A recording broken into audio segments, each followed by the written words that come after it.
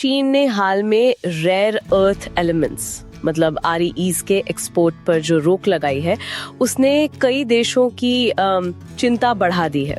हाँ बिल्कुल, खासकर भारत की, क्योंकि देखिए हमारे पास दुनिया का 5वां सबसे बड़ा भंडार है, फिर भी हम 53,000 टन से ज्यादा इंपोर्ट करते हैं, और वो भी ज्यादातर चीन से।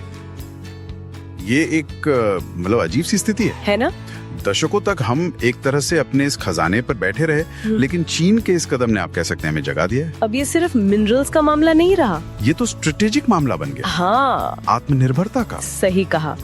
इसीलिए अब भारत ने एक बड़ी पहल की है, 5,000 करोड़ रुपए की 7 साल की राष्ट्रीय रणनीति। हाँ, इसका सीधा मकसद है अपनी सप्लाई चेन बनाना और चीन पर जो ये निर्भरता है उसे खत्म करना। तो आज की इस चर्चा में हम यही समझने की कोशिश करेंगे।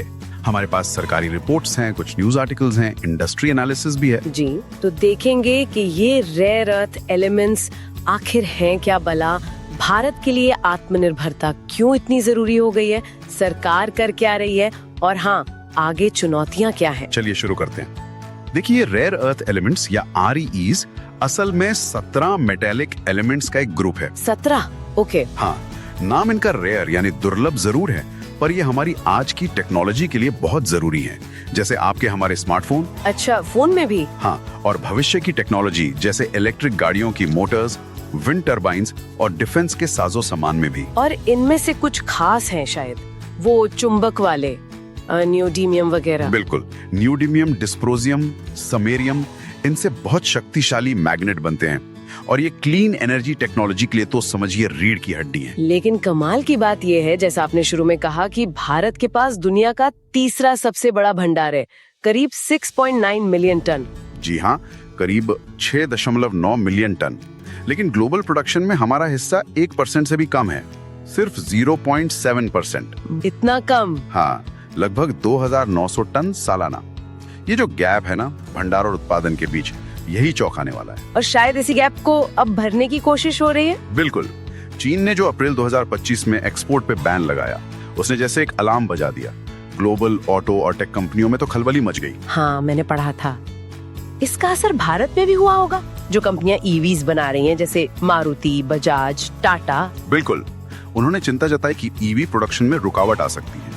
हालांकि टाटा ने कहा कि फौरी तौर पर कोई संकट नहीं है, पर वो भी विकल्प और स्टॉक वगैरह तैयार कर रहे हैं। तो इस झटके ने लगता है पॉलिसी मेकर्स को तेजी से सोचने पर मजबूर कर दिया। निश्चित रूप से।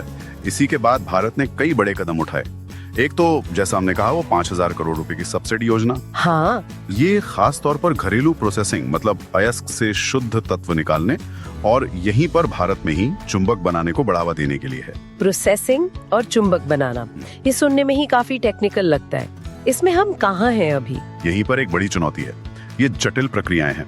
एडवांस्ड सेपरेशन और रिफाइनिंग टेक्निक्स, मतलब अयस्क से अलग अलग कीमती तत्वों को एकदम शुद्ध रूप में निकालने की जो तकनीकें हैं, वो अभी भारत में उतनी विकसित नहीं है।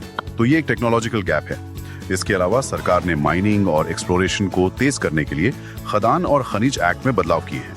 एक नेशनल क्रिटिकल मिनरल्स मिशन भी लॉन्च किया है। उसमें क्या लक्ष्य है? अगले 7 साल में 1200 नई एक्सप्लोरेशन परियोजनाएं शुरू करने का लक्ष्य है। 1200?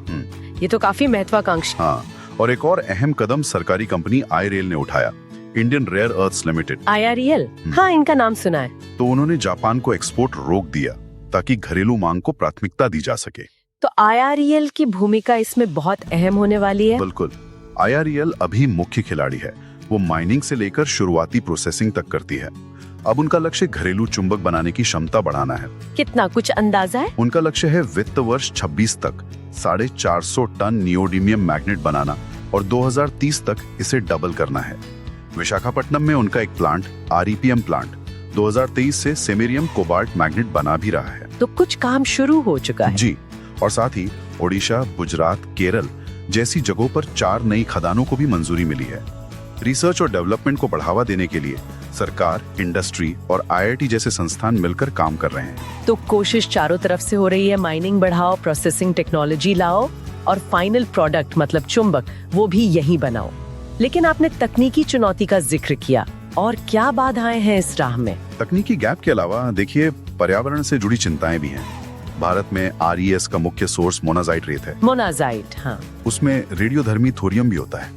तो उसकी सुरक्षित प्रोसेसिंग और वेस्ट मैनेजमेंट के लिए बहुत सख्त नियम और अच्छी तकनीक चाहिए। ये एक और बड़ी चुनौती है। फिर बाजार में मुकाबला है। चीन का प्रोडक्शन स्केल बहुत बड़ा है, लागत कम है। उनसे कॉम्पीट करना आर्थिक रूप से भी एक चुनौती है। और शायद सबसे बड़ी चुनौती समय की है। ये सब रातों रात तो नहीं हो जाएगा। बिल्कुल नहीं।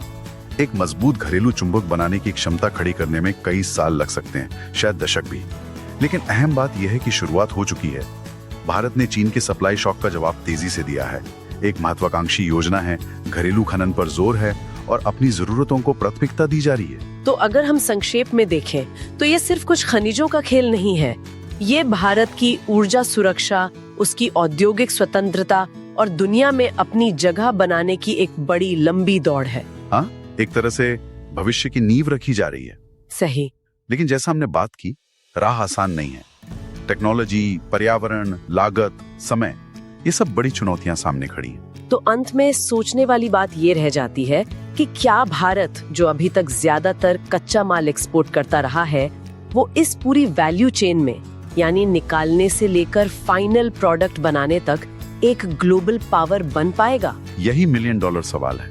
इसका जवाब अगले दशक की हमारी कोशिशें और उनकी सफलता ही देगी।